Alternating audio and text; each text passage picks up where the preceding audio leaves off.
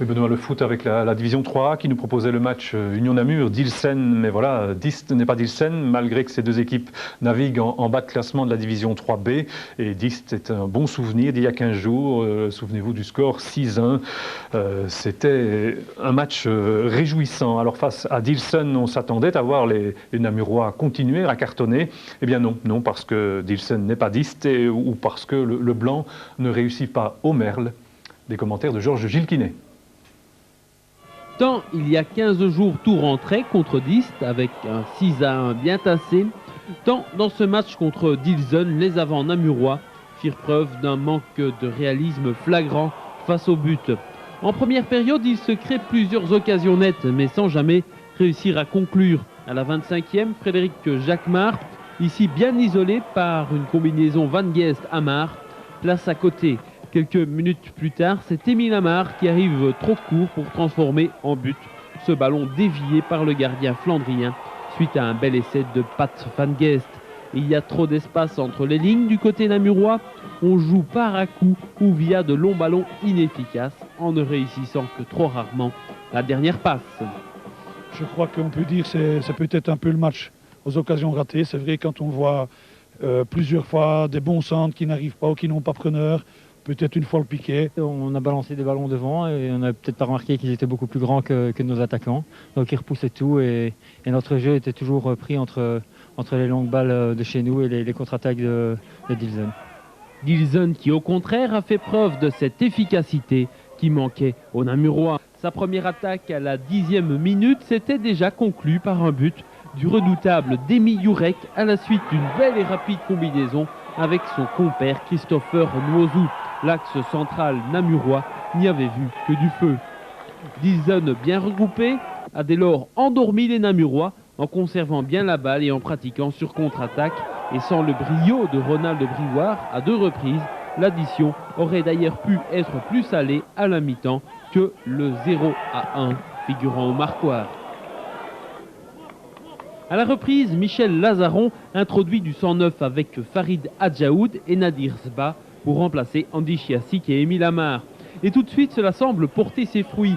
Moukrim oblige le gardien à se coucher, tandis que le virevoltant Nadir Zba, par un superbe tir en pivot, est bien près d'égaliser, mais son shot frappe le poteau.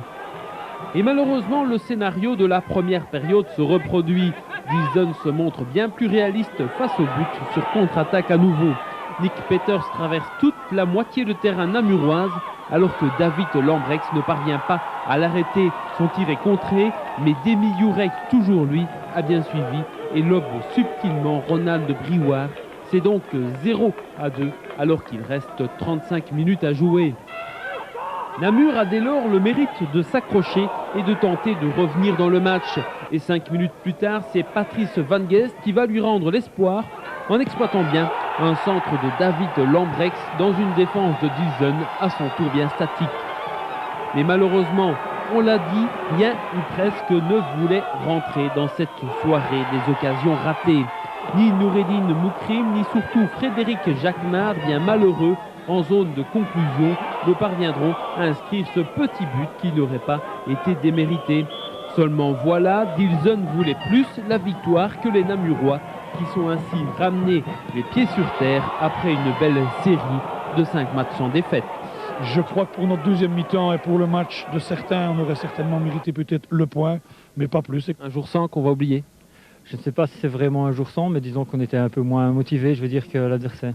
Je crois que tout n'est pas acheté dans ce match. Dire que le résultat est à oublier, le match, c'est sûr qu'on a déjà fait mieux, mais je trouve que par exemple contre Dist, il y avait aussi des lacunes qui ont été effacées par les 6 goals. Je crois que bon, si aujourd'hui on avait peut-être pu planter un 2-2 avec un peu de chance, quand on avait contre Dist un 3-2, on n'aurait peut-être pas parlé de toutes ces lacunes. Ça c'est le foot, c'est la vie, c'est comme ça. Voilà, très philosophe, et la première tranche du championnat se terminera dimanche prochain pour les Merles qui se déplacent à l'Olympique de Charleroi. propose sans plus attendre de découvrir les autres résultats de cette 3e division série B avec la victoire de Kerm face à Diest 3-0. Virton et Wallin ont partagé un partout. Partage également pour Mons et Tubize. Tongres a battu Sprimont. Charleroi ramène un point de son déplacement à Overpelt. Namur-Dilsen, vous avez vu les buts. Dans le match des voisins entre Penn et Verviers, c'est Verviers qui a tiré son épingle du jeu, tandis que le Franc-Borin réussit un match nul face au leader Eusden. Et au classement, Eusden et Mons se disputeront dimanche prochain la victoire de cette première tranche, tandis que les Namurois sont dans ce qu'il est convenu d'appeler